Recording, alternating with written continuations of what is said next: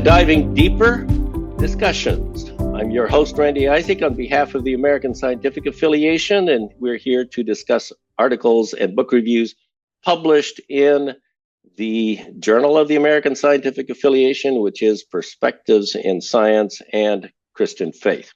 And today we have our final discussion of the March 2024 issue, and we are focused on the article titled Dead Chemists Do Tell Tales, The Religious Shaping of Chemical Knowledge, written by Arie Leegwater. And we're delighted to have Arie with us today. Welcome here, Arie. Thank you for inviting me. All right. It's great. Now, I know most people in the audience here know you, or at least they know of you and where things are. So we don't have to spend too much time there. However, I think most of us don't know that much about you personally. We mainly know you as an editor of the journal in the past, as well as book review editor. And so let's get to know you a little better. So tell us a little bit about yourself. Where are you from? Where were you born and raised? I was born in the Netherlands, Leegwater, which is about 40 kilometers northwest of Amsterdam. I didn't know that. That's great. In a polder emptied in 1620 by supposedly my ancestor, the Leegwater. Interesting. I can't prove it genealogically, but it makes good copy when I go back to the Netherlands. They welcome me home. So yes, it does. Yes. So yeah, my family lived during the war in the Netherlands, and we immigrated to North Carolina right after the war. Really? Yeah. What year would that have been? 45? We left the Netherlands in 1946, took a train my. through occupied Germany and Denmark and a ferry to Sweden, and took a boat from Sweden to New York. So you must have you and your family lived through that awful famine winter. Yes, we did. But fortunately, we lived on a farm. And we in fact had people coming from Amsterdam looking for food. Oh my! And so they didn't raid you, or usually it was you gave food away or you bartered for it. Oh my! So, for goodness. example, I got a little scooter, I guess, when I was 5 years old, which I lost during the victory parade. But those are memories I still have. How but, fascinating! We settled in North Carolina when we immigrated to the States. Was there a reason why you picked North Carolina? As most immigration stories go, it's family. Right. My dad had a brother who immigrated just before the war. Okay. Settled first in northwest Indiana and then in North Carolina, a place called Terracea, where there were Dutchmen raising tulips, daffodils, peonies, and gladiolus. Interesting. With the New York City flower market. Okay. That's great. So I lived there 10 years. Did a lot of field work with African-American teenagers whose big dream was to go north. Sure. And my family went north in 1956 to Grand Rapids. 1956. Question of family connection. Some of the families in our hometown had immigrated to Western Michigan. And when my dad passed away after a year, my mother was intending eventually to move to a place where she knew people. That's how I wound up in Grand Rapids. And you've been there ever since? Yeah, well, more or less. I went to high school there for 2 years, Calvin College, then Ohio State University. Okay, so Calvin, you majored in what? Chemistry. Chemistry then, and Ohio State as well? Yeah, I took organic chemistry from a stereochemist, Melvin Newman. Anyone who's had organic chemistry probably knows about Newman projection formulas, ways of representing a molecule. I see. So I worked with him for 5 years and got a PhD. And then I had to decide what to do. I had some job offers from chemical companies and from a college in the Chicago area. But I didn't think I was ready to teach, particularly at a Christian college. So then I went to the Free University for 2 years. The Free University? Yeah, for 2 years, and did a postdoc attending lectures in history and philosophy of science. Mm-hmm. Then I came back and taught at Trinity Christian College outside of Chicago for 8 years. Right. And 8 then years. the next 40 at Calvin. Next 40 at Calvin. Right. That's a great track record. That's wonderful. And then after I retired, I spent a half a year teaching in South Korea. So, half a year in South Korea. That's a change of venue for sure. Yeah, well, I have a brother-in-law. I have a brother-in-law who's Korean, so I've always wanted to go back. I'd been back a couple of times. So, sure. Very interesting experience. Yeah. That's a fascinating scientific history. How about your faith history then? You grew up in a family of faith? I grew up in a Christian family. My dad was a Kuyperian. I don't know whether that says anything to all of you, but he was very involved in, he was just a simple farmer, but he had his theology books. So, and he was quite involved in the local anti-revolutionary party, which was Kuyper's political party. So, immigration for him meant losing all these connections for him and all these activities. Yeah. It's a much different world in segregated North Carolina. Yeah. Where we wound up. Oh, I'll say, yeah. So tell us a little bit about how you discovered ASA. I guess being at Calvin, it just came in that way? It wasn't talked about very much at Calvin in those days. I got to know it more directly in a meeting with Wheaton people when I taught at Trinity Christian College, just outside Chicago. That's where my first connections with ASA were. And yeah, they were encouraging. I started attending meetings. And yeah. That's great. I wasn't all that excited about ASA then, because all the questions were about age of the earth and evolution issues. And I myself wasn't all that interested at that point of time. So, but yeah, my interest in history and philosophy of science were always there. So, I couldn't say no either. I had to be involved somehow. So at some point you became editor of the journal. How did that happen? What happened is simply that Ted Davis knew that I was close to retirement, and he's on here, so he's nodding his head. And we needed a new editor, he said. Yes, so why don't you apply? Did. Roman Miller was at the time. I know that a number of people applied. I don't know how many, but I think through his influence probably is why I became editor. And it was Ted definitely had influence. It was a period of transition, as I've mentioned to you. I took over from another editor.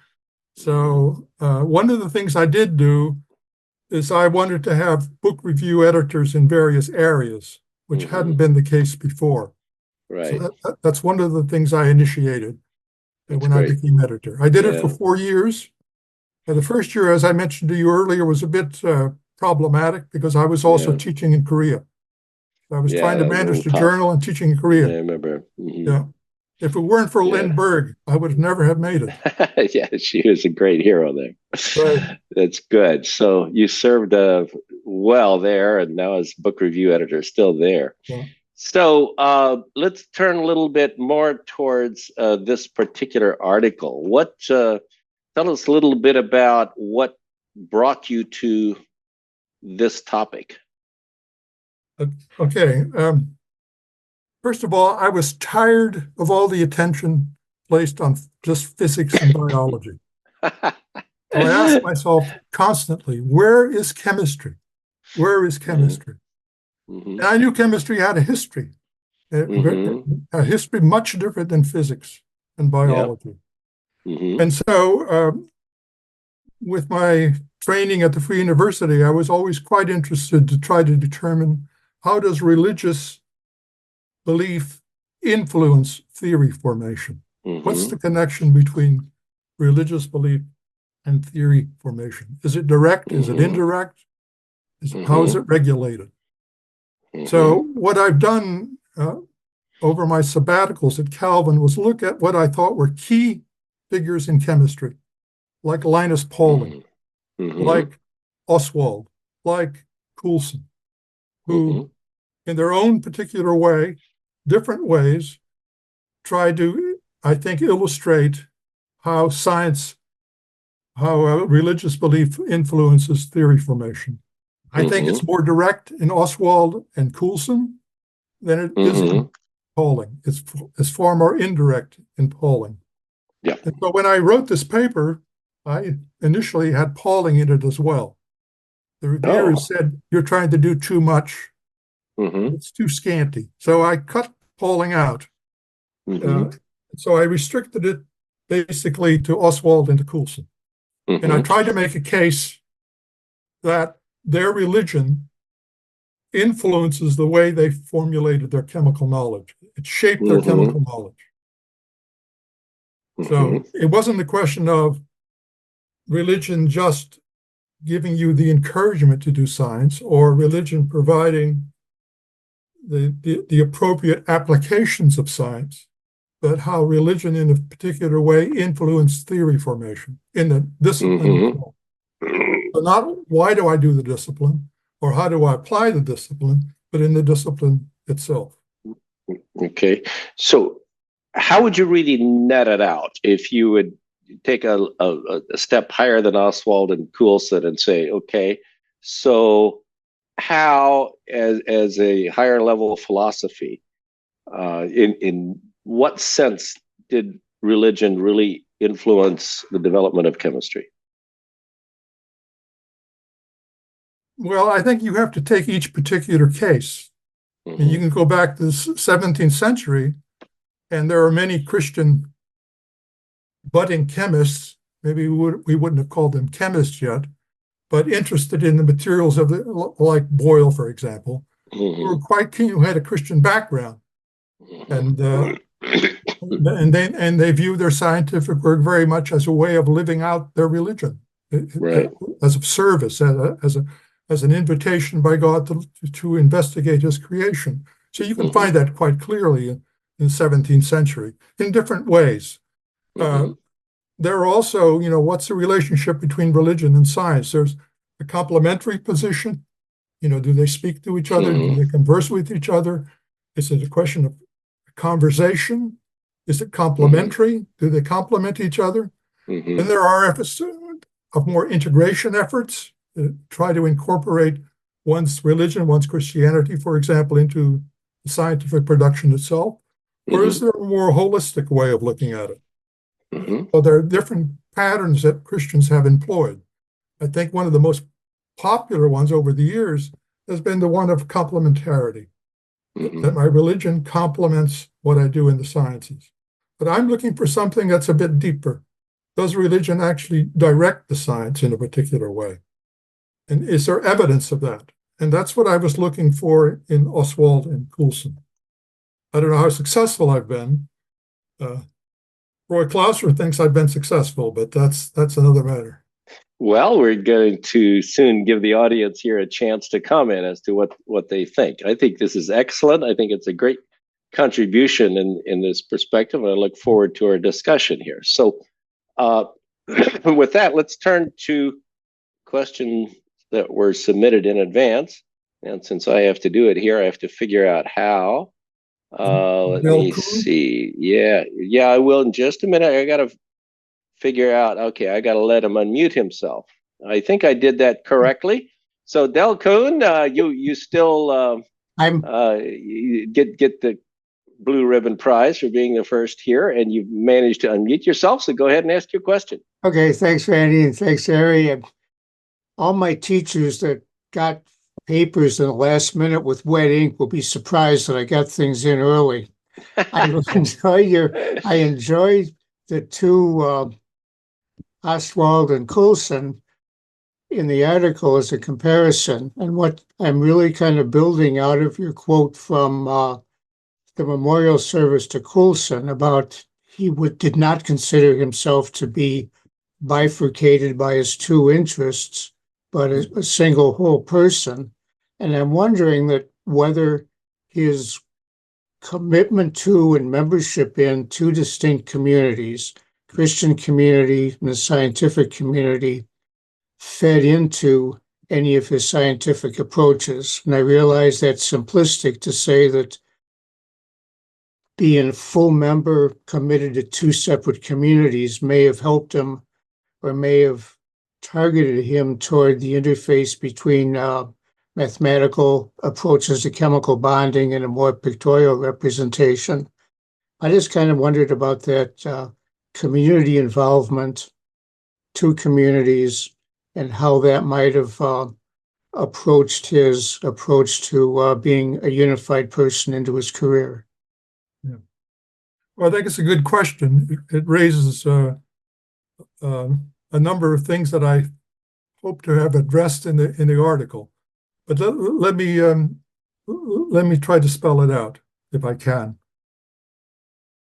Coulson was very adept at mathematics. In fact, he could do long multiplication at the age of 3, so he had real mathematical skills. He went to Cambridge at the age of 19, was more or less a nominal Christian. He was converted in his first year at Cambridge, became very, very active in Methodist circles. But he had these mathematical skills, and he wanted to know, what can I do with them? Being involved in Methodist circles, he was very much interested in social issues. How do you bond to other people? How do you treat the poor? He became very interested in the social issues of the day. And so I want to read something from page 23 of the article, because you wonder, well, how does he hold these two together? He had 3 heroes in mind as a student: Alex Wood, a Quaker physicist, Raven, a canon of the Anglican Church, and Arthur Eddington, an astronomer. And now he writes this many years later: I was reading mathematics myself and puzzled to know to what extent I should allow my love for the subject to dominate my future life. The 2 chief competing possibilities were represented in my mind by 2 people. One was a most distinguished mathematician, Godfrey Hardy, with a worldwide reputation. He was a symbol of the life so wholly devoted to academic study that it mentioned the epitaph, "This man decided to know and not to live." The other was Alex Wood, a Quaker physicist at Emmanuel College. Symbol for me then, as now, of the life of a man whose service to God lies not only through his learning, but no less through his social conscience. I'll stop there. So it's that influence that influences Coulson in the way that he, I think, tackles chemistry and invites particularly chemists to try to understand the quantum chemistry that he's after. I say in the article that there are a couple ways of approaching quantum chemistry, quantum ideas. There's the German way, the Grundlich way, the very, very deep way, philosophical way. There's the more or less the breezy American way of Linus Pauling, that's mentioned in the paper. And there's the English way of applied mathematics. Coulson was the first English person to write a quantum chemistry thesis in the UK with Leonard Jones. But when he presents his work to others, for example, in his book Valence, he's very, very careful not to hide everything in deep mathematics, but present it in a way that others could follow it and understand it. He says in his books Valence, chemists who might not know mathematics very, very well or could handle it, all the basic ideas could be represented pictorially. He says at one point, give me insight, not numbers. He's not a mathematician in the crude sense of just applying numbers to every situation. The mathematics has to speak. It's applied mathematics. And there's, I think, his social consciousness there is at work. How can I represent my description, even my mathematical description of bonding, in a way that other chemists, others could follow it and understand it? And that came through in the way he wrote his books, the way he writes his articles. He's aware of his audience. He's very much aware of his audience. So I have a fellow chemist at Calvin now who's close to retirement. He does computational work, and he's a bit of the older school. He wants to be able to let the chemistry, the computational chemistry he's interested in, speak to practicing chemists. But the tension in the field is much of it has gone the computer way, and it's become so mathematical that chemists can't understand it anymore the practicing chemists. For example, most organic chemists. That's not Coulson's way. Whatever he represents mathematically has to be in a form that able to speak to others. And that's where I think of his social consciousness. That motivates him. And it's a question, too, of his idea that one lives out one's religion and lives it out in a way not just outside of the scientific laboratory, but in the laboratory and in the chemistry field itself. I hope I answered your question. You've given me enough to think about. I'll listen to the rest of the show. Okay. Yeah, I think that's very helpful. Thank you. Okay, so at this stage, let me open that up to the entire audience. So, as is our custom, if you'd like to make a comment or ask a question, please go to the bottom somewhere, maybe under more in your three dots, or somewhere you get the reactions area, and there under reactions you can click on raise your hand, and as you raise your hand, I'll call on you in the order in which you raise your hand to make your comment, and we want to hear from all of you, or many of you at least, as many as we have a chance to do. So I'm tempted to call on Ted Davis. He's looking as if he's eager to ask something. It'd be great to hear from you. It's good to see you on this program again, Ted. It's wonderful. Terry Gray, you've got your hand up first. Go ahead. Hello. Hi, Arie. Good to see Hello, you. Terry. We go back a while. I have three questions, but I'm going to start with the biggest one, and then I'll let other people have a turn, and then see if there's time for more later. But I'm curious, from our shared perspective, this doesn't seem like a very much of a surprise, but in your article, you I think the main point, as I sort of pick it out, has to do with your idea that, as you've written in another book, life is religion. Yes. That these two people illustrated how religion, how there's, even in their science, their religion, it was a perspective of their faith, whether it was a Christian faith or not.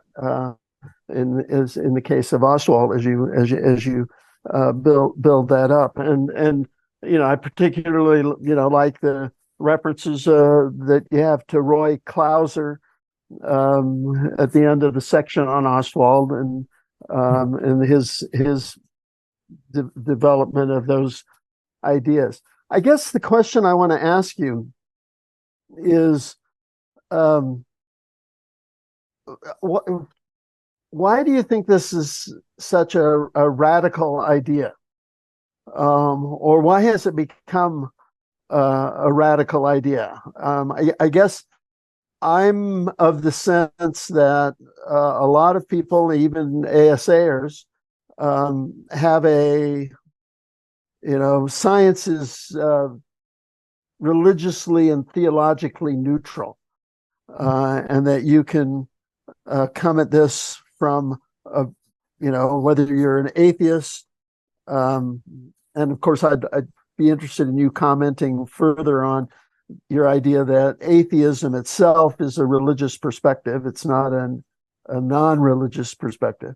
But why is it that this feels like you have to say it, and you have to make it the main point of your paper in a sense. Why is it that this notion of neutrality in faith neutrality in science has sort of become the dominant view, even I think somewhat among Christians? I don't know whether I can answer that last question. Why it's lost, why it's become so dominant. But let me begin with your initial opening. I was influenced in college by a professor who kept saying, life is religion. You live out your religion in your life in a variety of ways. There's a faith life, there's an economics life, there's a scientific life. Living out your life is a form of religion. It's a religious activity. It's a response to God's revelation, not only in the scriptures, but also in his creation. So when I got through graduate school, that idea kept bugging me. What does it mean for me as a chemist? I was unclear at that stage. That's the reason I went to the Free University for 2 years, trying to tease that out. All the examples I kept reading were in physics and biology, if there were any. Either, the chemists, the early chemists, how they tried to live out their Christian life in the chemistry, how the early biologists struggled with that. But as the 19th century grew, it became more and more difficult to show how religion influenced or became part of the life of many of the key scientists. So I was always eager to try to find examples in the field of chemistry where I could make the point that living out one's life is a form of religion. And does religious belief affect theory formation, not just the application of scientific discoveries or the motivation to do scientific work, but develop the theory itself? I think I've hit on two key areas, but as you say, it's a hard sell, because I think oftentimes we take science for granted, and then we say, are there propositions in science that conflict with or comport well with our theological positions? So we do it usually question after the fact. Now, just to argue that life is religion and that religion affects theory formation doesn't mean that it's easy to show that it's often a direct relationship, because even as Christians, responding to God's revelation is a broken, sinful activity. It isn't an easy job. It isn't, and we do it not well or not well. And now on the other side, the revelation that surrounds us holds for both believers in Christ and unbelievers. That revelation impinges on everyone. So there are insights from people who think differently about things than, let's say, a Christian might. So you have to take that seriously too. Religion influences theory formation. We do it brokenly, but also the revelation speaks to everyone in one particular way or not. But I think the point that I'm concerned about is that oftentimes we take the science for granted as fact, without knowing its history, without knowing how theories have been formed or formulated, and then try to relate it to what we take religion to be, rather than try to assume that religion plays a role in theory formation, in scientific work itself. But yeah, I think it's a much easier way to go once you take scientific results and try to relate it to religious propositions than it is to argue the other position, that life is religion and must influence your work. I don't think I've answered your question, but I've tried to. I know you. No, that's great. I guess, I have some similar concerns that, that's, sort of science gets in this category that can be either interpreted from a a Christian perspective, and a creationist perspective, creational perspective, or from an atheist perspective. Yeah. And so then the religious aspects of the science or the claims of the science get muted a little bit. Yes. Yeah. In doing that. And even Christians who maintain that life is religion have difficulty showing it themselves in their own work. It's a broken activity for the unbeliever and for the believer. It's not an easy job. Okay. Well, thank you. I want to return to all this later, but we've got a few other hands up. Arnold, you say you're outdoors here without a camera, but we'll look at your blank screen and we'll listen to you. Yeah, sorry. Good to see you, Arie, and everybody else. And sorry that the camera on this laptop, which is not working today for some reason. So you'll have to just look at my blank screen. Hopefully my audio is coming through okay. Yes, it is. Thank you. I'm hearing you. Okay, very good. So thanks for your article, Arie, and for the contributions that many have been making to thinking about chemistry from a Christian perspective and looking at how religion has influenced chemistry over time. When I think about my colleagues who are chemists, mostly they think about a question like, what is chemistry for? And I don't know if you can say anything about the two people that you wrote about in your article about what they thought chemistry was for. And most of the people that I think about in this context are worried about environmental chemistry, green chemistry, and that sort of thing, using chemistry for, in just ways with, fair use of resources and avoiding pollution and that kind of thing. So that's, I wonder if you can address what those folks think chemistry is for. But I have a perhaps unrelated question, and if I can squeeze in a second question, kind of, is how do we distinguish chemistry from physics? And one way that I usually do that distinction is to say sort of a joke that what is a diatomic molecule? And the physicist's answer is it's a molecule with one too many atoms in it, because physics looks at the single atom, and then as soon as we're into two atoms together, then that's bonding and that's chemistry. And I'm wondering what you think about whether religion helps in distinguishing what chemistry is from what physics is. So those are two questions kind of wrapped up in one chance on the mic here. Yeah. Well, I'll try. Those are two big questions. I mean, chemistry has a much different history than physics, as you're fully aware of. Chemistry in the 19th century was making things. The organic chemists had a field day, making new chemicals, drugs, etc., paints, what have you. It was making things. Were there any theories? Certainly there were some theories about what atoms were, how atoms connected to each other, etc. But what dominated it was the making of things. Chemistry is for some end. And at the end of the 19th century, you had large chemical companies being formulated, DuPont, etc. So when Coulson comes, or when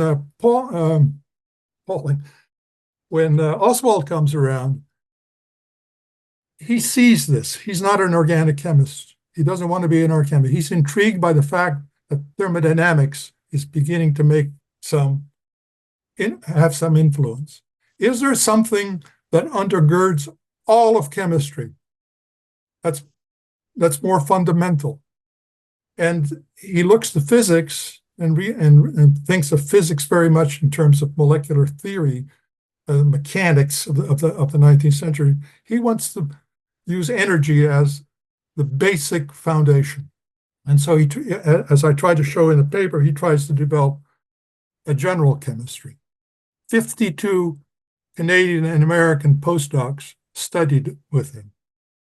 They came back and they taught what we now call general chemistry, the first chemistry course that most undergraduates take. That was the baby PChem course that all of chemistry, energy considerations, entropy considerations, et cetera, et cetera, et cetera. Now, there's always been chemical theory, and granted, but there's also been applied physics. I mean, not all physics is theoretical physics. So in chemistry, you do have an area where people try to understand how molecules are made, are formed, hold together, energy principles. But yeah, the greater part of chemistry is still the making of something. And I don't want to negate that, of course, but there is a certain element of theory formation that's part of chemistry as well. And that raises the larger issue, how does it relate to physics? There have been efforts to reduce chemistry to physics. There are great questions about how successful that is. Are they emergent properties of each other or relationship of each other? There's a vast literature on that that I'm not so much aware. I'm aware it's there. I don't understand all of it. But yeah, because of chemistry's history, the production of making of things, chemical theories always had a kind of a back road, so to speak. So it began to develop once quantum mechanics could be applied to chemical issues. Theory began to have more of a role, and now you have computational chemists in all variety of areas that undergird the production process for companies, large companies even, and they're hiring computational chemists. So there's a role for theory, but it doesn't dominate. But I don't think it dominates in physics all that much either. There's a lot of applied physics that's not controlled necessarily by theory production. So yeah, I think your chemistry friends might not be theoreticians, but some theory is assumed in their approach to chemistry, and I would cheer them on. I mean, there's nothing that says being a Christian chemist doesn't involve climate issues, environmental issues. Those can be explored, but I was an organic chemist. I took theory for granted. I took it for granted, right? I didn't have to worry about the bond. I knew carbon formed lots of bonds. Just give me a way of making more carbon bonds. That's all. That's what I wanted to do. In fact, I wanted to prepare the first cyclopropanol, a three-ring carbon molecule with a carbon-oxygen double bond. I was unsuccessful. Spent 2 years at it. But did I worry very much about theory at that stage when I was a chemist? It wasn't around in the 60s. It wasn't around to a very large extent. So yeah, I can't really answer your question in great detail, but yeah. Yeah, I can't really stop this. No. Let's see. Everyone else, keep your microphone muted here while we continue. Okay, so let's see, Arnold. Did you get to the second question adequately? No. Okay. Yes, and you want to address that? Let's see. Arnold, are you trying to say something? You're muted. No, I'm not trying to say anything. If Arie wants to continue onto the second question, I forget exactly which one was my second question. The part of the question was about how does religion influence how we distinguish chemistry and physics, and how would religious perspectives influence what we think chemistry is for? And I think you've answered part of. You answered that one, right? That second one now, but the first one, how does religion help us distinguish between chemistry and physics, if at all? Yeah, I'd have to think hard about that because they're both deal with physical entities. So it's a question of, do you view a molecule as being composed of two hydrogen atoms, or is it like the valence bond approach where you get two hydrogen atoms forming a molecule and you view the hydrogen in the H2 molecule simply as two hydrogen atoms coming together, or do you view it in a more molecular way as a molecule with two sort of hydrogen nuclei? They're different. I don't think there's any as I can tell, religious distinction between that. One takes the molecule for granted and takes the whole and then breaks it down into its parts. The other approach is to take parts and try to build a whole. So, is there a religious distinction there? Probably down deep there might be. Is one a more reductionistic way of looking at a molecule than the other way is? I think there are some issues there. But I'd be hard-pressed to say, is there a religious distinction that you could spell out in great detail, apart from this question of reduction? Can physics be reduced to chemistry? Can chemistry be reduced to physics? There might be issues there. Right. Yeah. Okay. Let's move on. We've got Christian Sanchez. Welcome here. Could you let us see you when you ask your question, or is your camera outside as well? That's better. Okay, thank you. Go ahead. Hey, thank you so much. I really appreciate reading the article. Yeah, definitely in a field that's physics and biology dominated. Enjoyed reading about some more chemistry. So in it, right, we talked about how the different camps of, my religion complements scientific work, and my religion directs kind of theory formation. What would you say to a third, maybe a more Kuyperian camp that would say my religion benefits or strengthens the accuracy of my theory formation? I wouldn't use the adjective accuracy or is it more accurate? I think I'd like to say we try to respect the richness of creation, and every person has to respond to God's creation, revelation in creation. And I think the Kuyperian sense is to tend to be non-reductive, to say, look, there's a plethora of ways that we can respond to God, even in our scientific work, in our economic work, in our social life. So not to reduce it to one or two ways. I mean, we live out our religion in a variety of ways. The scientific way is only one way of living it out. In that sense of accuracy, is it more reflective of the complexity of the diversity in creation? I hope it is. I hope it is. And I tend to think it is, but one has to show that. Mm-hmm. Okay. Thank you. John Wood. Yeah, thanks, Randy. This is fascinating, Arie. You're taking me down an avenue that I didn't expect to go down, and it's really fun. So I want to go to Arnold's question and to Christian's question too. This question of accuracy, as he brought it up, and you challenged that.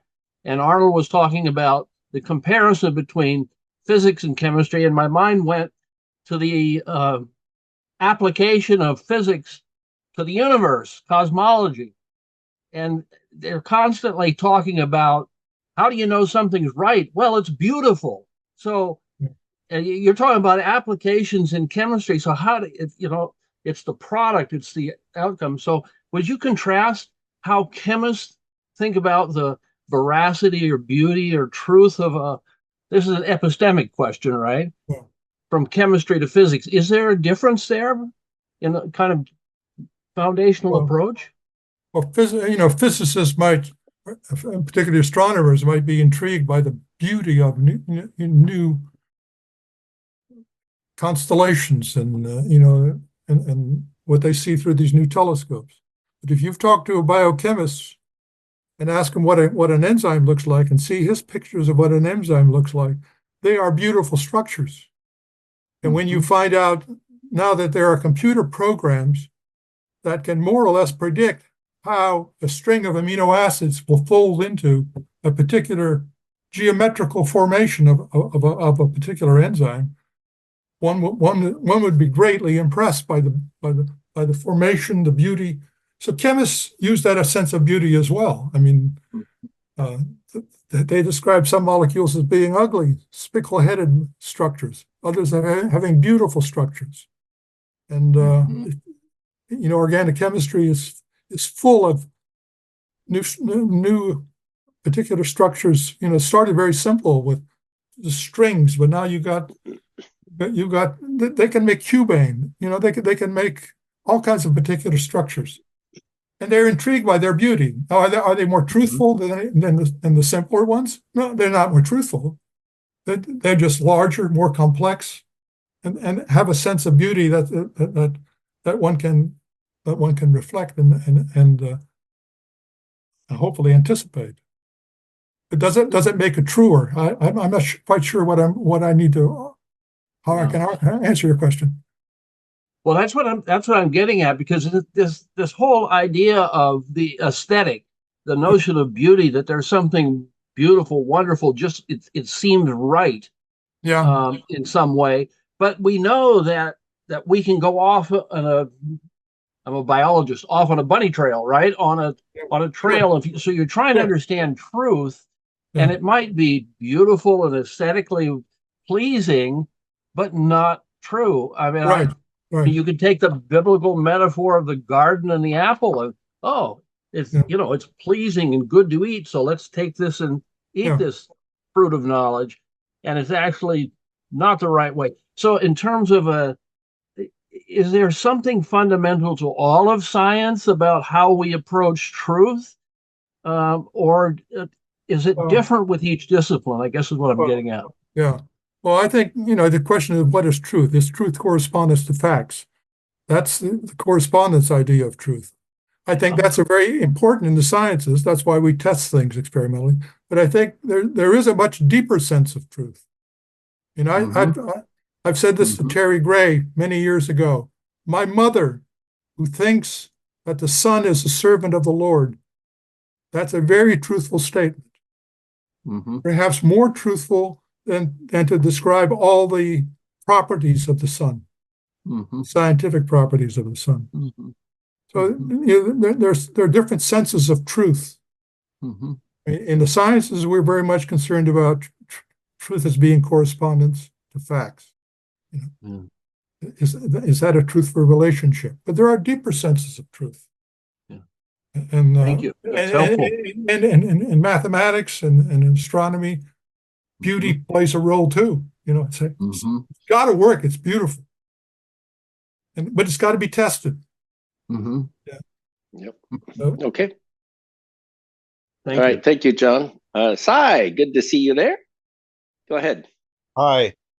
I'm really intrigued by your work on theory. And if you think that chemistry is sometimes deficient in theoretical formulations, you should try biology, which is almost devoid of theory.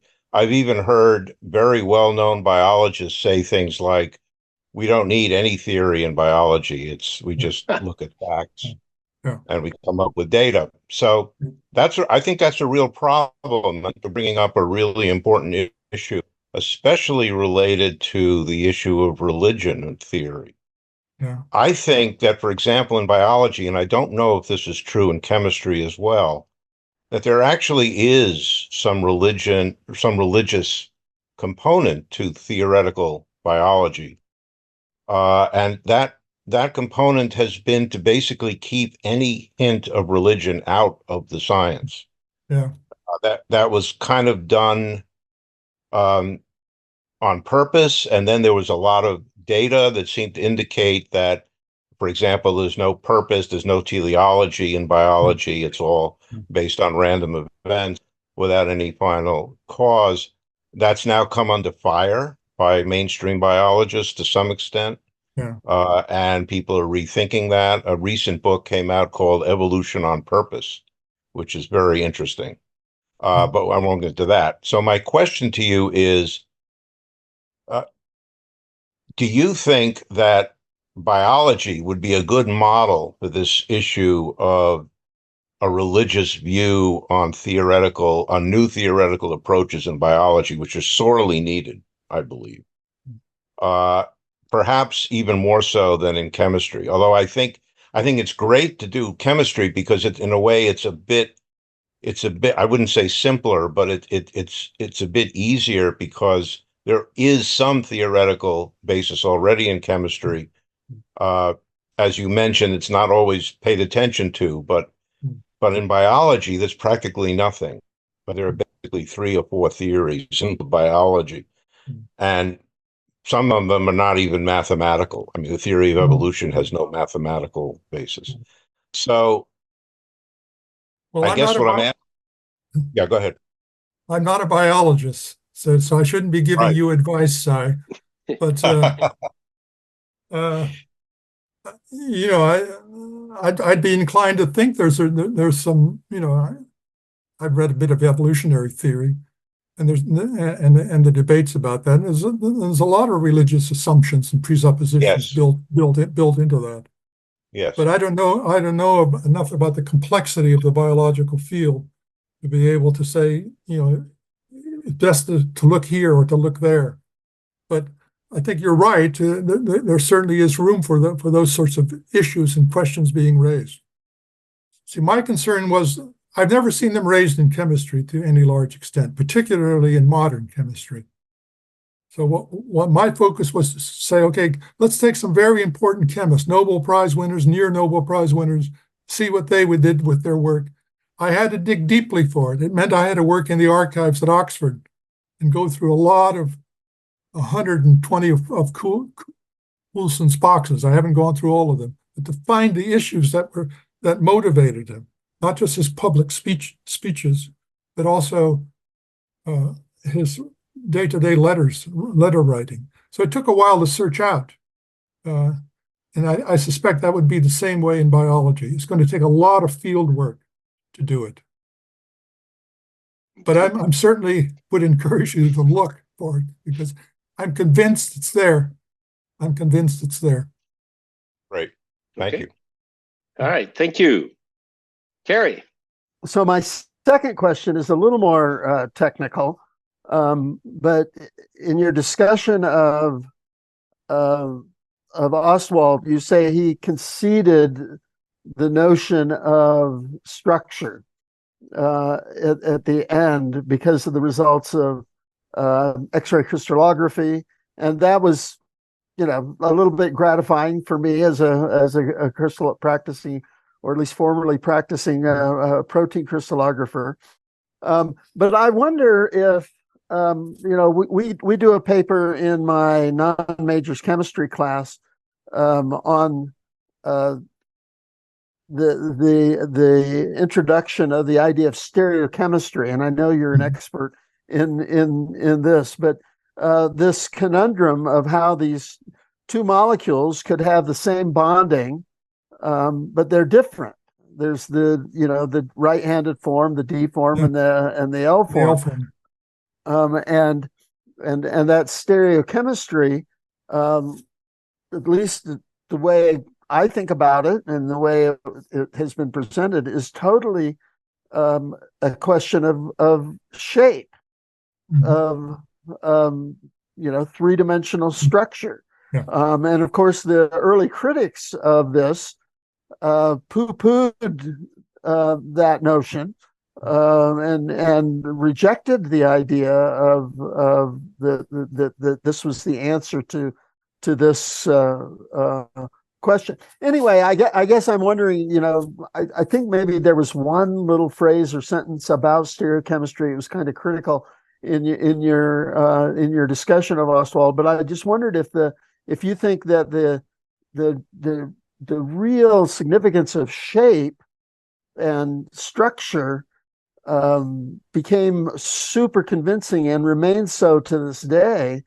because of, you know, right-handed and left-handed amino acids, of molecules that interact with enzymes in one way, but they don't interact with enzymes in the other way. And I just wondered if you wanted to explore that a little bit more, comment more about that, especially with your stereochemical history. Well, when Ostwald admitted that there may be something like atoms, he said they're heuristic devices. He had real problems dealing with Paul Walden's idea of, you know, inversion, and because that implied some sort of structural sense about, let's say, a carbon atom. He was never able to solve the problem. He wanted to develop a chemistry without substances in terms just of energy. A molecule is just an energy minimum without any real structure. So he would have argued that those two forms were probably equivalent energy formation, in terms of energy. I think he would have a hard time, and as far as I could tell, did not think of it structurally. I've tried to look for anything in his work that relates to Paul Walden's ideas. I haven't been able to find a single one in all his work. I have his book on general chemistry. I've got his philosophy books. I even have his Sunday sermons, by the way. But no, he doesn't solve that problem. By simply not mentioning it, I think. By not mentioning it enough. So he constantly thinks of a molecule as simply an energy minimum. Without much. And do you think that's a sense in which he really has, at least in terms of the way contemporary chemistry has gone, we've left him behind. We now are a structural discipline, and I know you can remind us of the "Does a Molecule Have a Shape" article that we've talked about a lot. That's right. But stereochemistry seems to me to be a very convincing part of the argument for shape and structure. Right. Well, that article you're referring to, "Does a molecule have a shape?" That was a quantum physicist trying to interpret the shape of chemistry, and he couldn't solve it, at least then. Mm-hmm. Okay. This is 20 years ago. Well,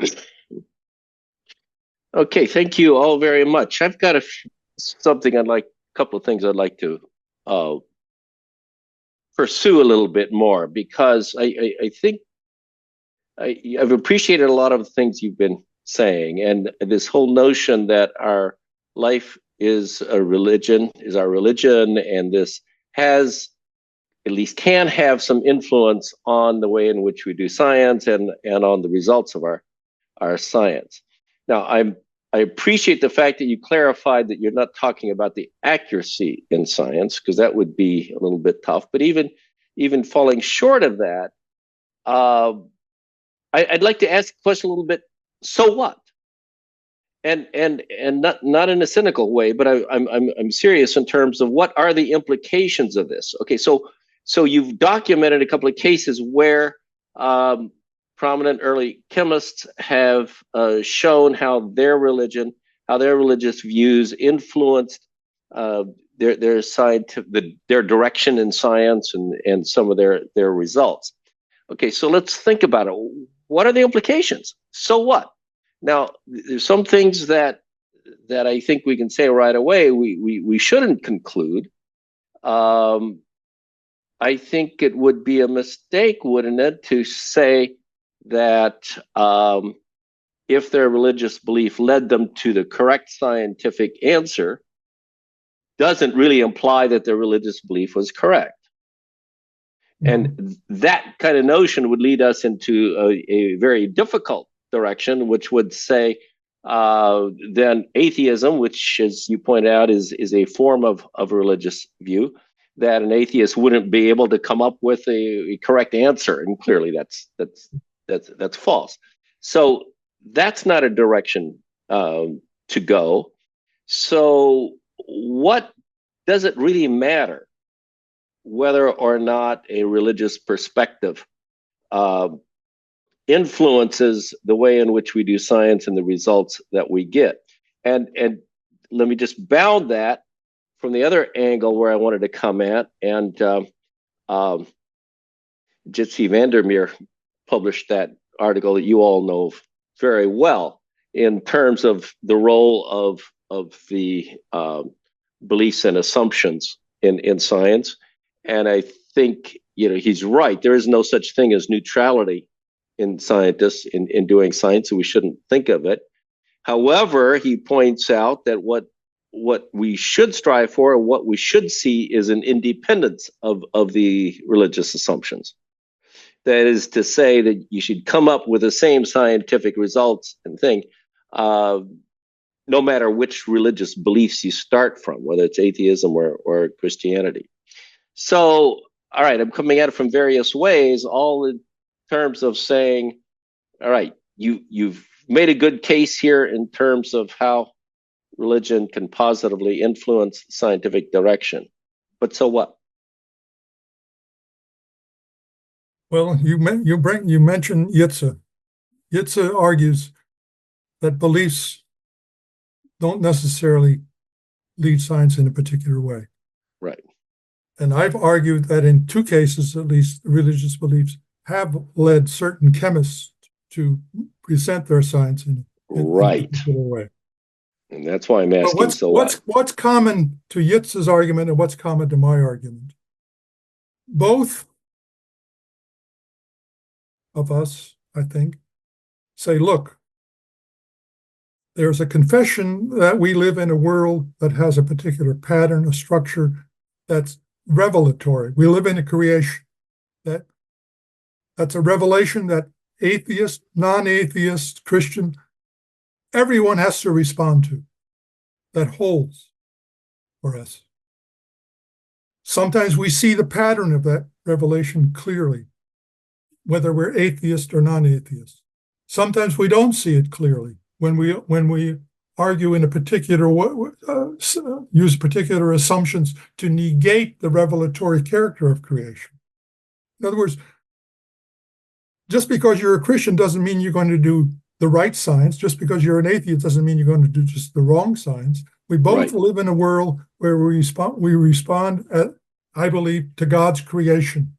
Mm-hmm. And how we respond to it in our scientific work at times reflects the starting points. Other times it might not reflect it directly. There may be a very indirect relationship.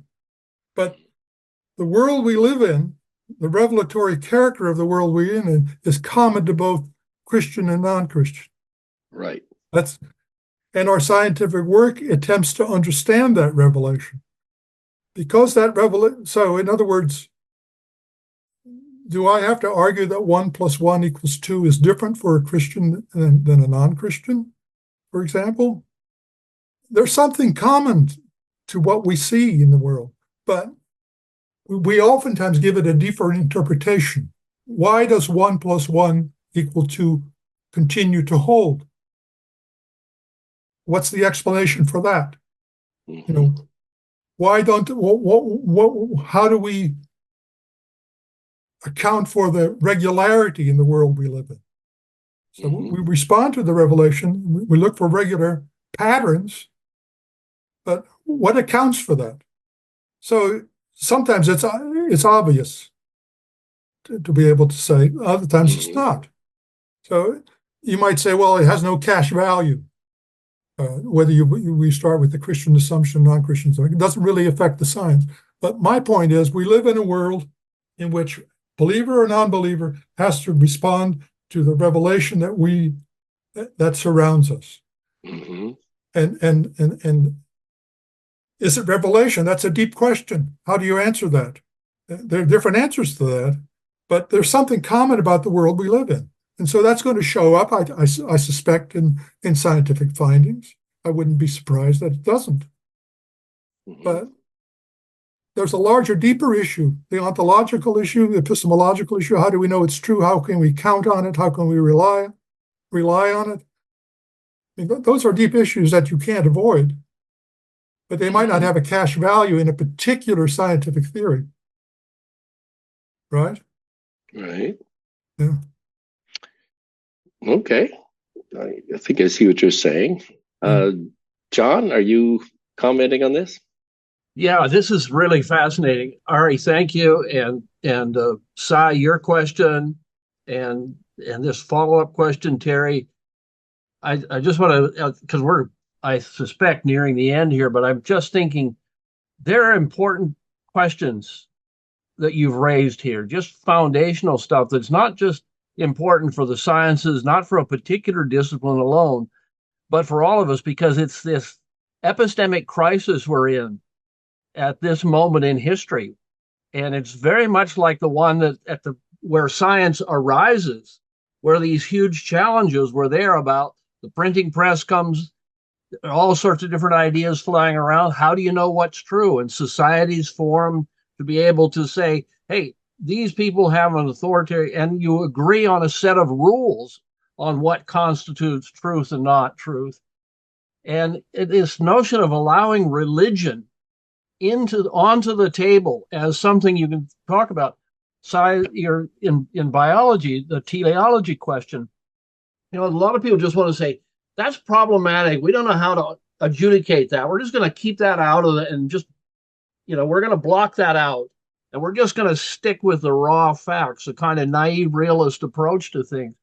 I think this is a rich moment for us to really think about this, because it affects us not only in our disciplinary areas, but also in our daily lives, how we communicate with the public, how we speak to others. I mean, many ASA members here, we've got Catherine Hayhoe on climate change. You've got Francis Collins speaking on COVID. And people are saying, he's just talking government talk, right? And so anchoring what we're saying inside of our faith, really inside of who we are, seems to me to be really critical. So thank you, Arie, for this. That was more of a little speech than a question. But it seems to me, Arie, are there other implications beyond just the disciplinary ones you've raised? That's what I've noticed. Well, I think it's not just a question of disciplines. I mean, it's because we as scientists, we function in other realms as well. It's we buy stuff, we sell stuff, we relate to people. So those deep questions, which are maybe at times very hard to show how it's connected to my scientific work. Mm-hmm. You have a similar issue. How does it relate to my political life? How to operate politically? Who do I trust? Who not to trust? How do I decide? But down deep, there's going to be these deeper questions that underlie our scientific work and our work as political, social creatures, as economic creatures. I don't think there's any ready answer, but the question is that I think, at least for Christians, we have to keep arguing that, look, we are in a world that God maintains and holds through all its ups and downs. There's something that we can count on, that He comes through for us, even despite the difficult times in our lives. And I think that's why history is so important, to point us back to other times when we thought that this is the end of the world, I don't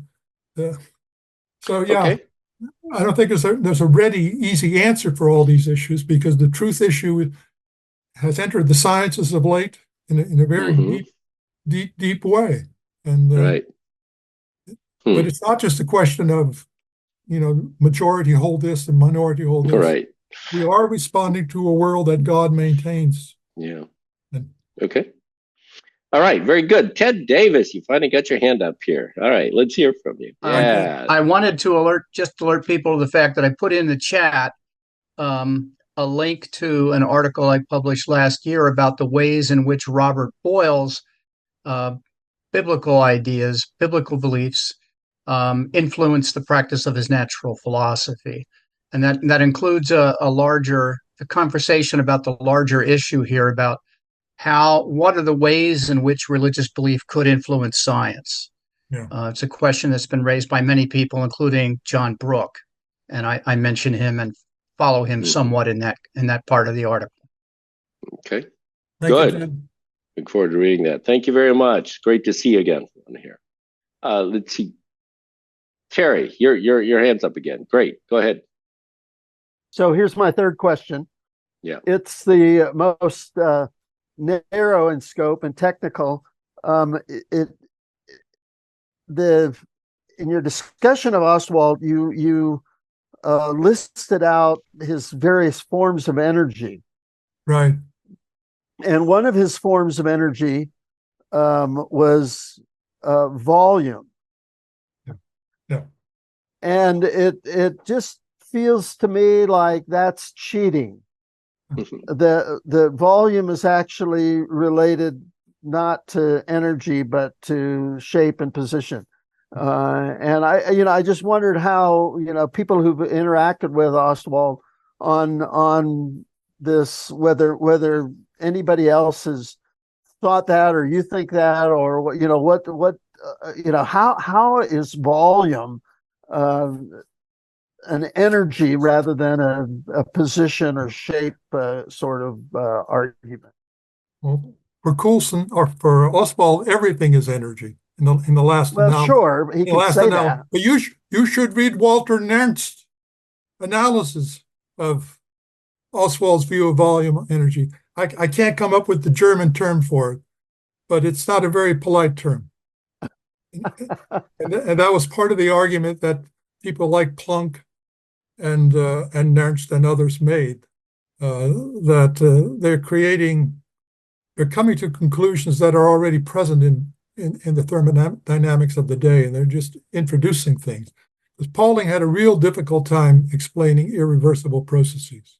So he used some rather interesting devices to try to use energy as a way of analyzing that rather than entropy, for example. So yeah, I won't give you the Walter Nernst term to use. I can't come up with it. It's think of a 4-letter word. All right. Okay, that's great. I think this is a vital discussion. I think the role of religious beliefs in scientific endeavor is a very important one, and I think you've contributed well to this discussion here, Arie, in terms of showing us, and Ted, your work as well shows the influence. But it also asks the question, what about the role of non-Christian religious beliefs as well? And how do we integrate it all? And what does it mean? What can we conclude if Christian worldviews contribute positively to science? So what? What can we conclude from that? And what role should it be? And Sai, I think, you and I have had a number of discussions here. What is this role of purpose and agency, and how does this work? And I think ultimately at some point, we have to scientifically discover what works, and the data has to, or the evidence has to resolve the kind of issues, so that no matter what your religious belief in, who's going to say, yeah, here's the data and it's conclusive. It's not going to happen tomorrow, but maybe in the future. And many of you will probably contribute to that. All right. With that, I don't see any more hands up. And as a result, I want to thank you very much, Arie, for an insightful paper, for contributing to the dialogue. And thank you for a very good program. And say farewell to all of you. Well, thank you very much Bye-bye. for allowing me to answer questions best as I could.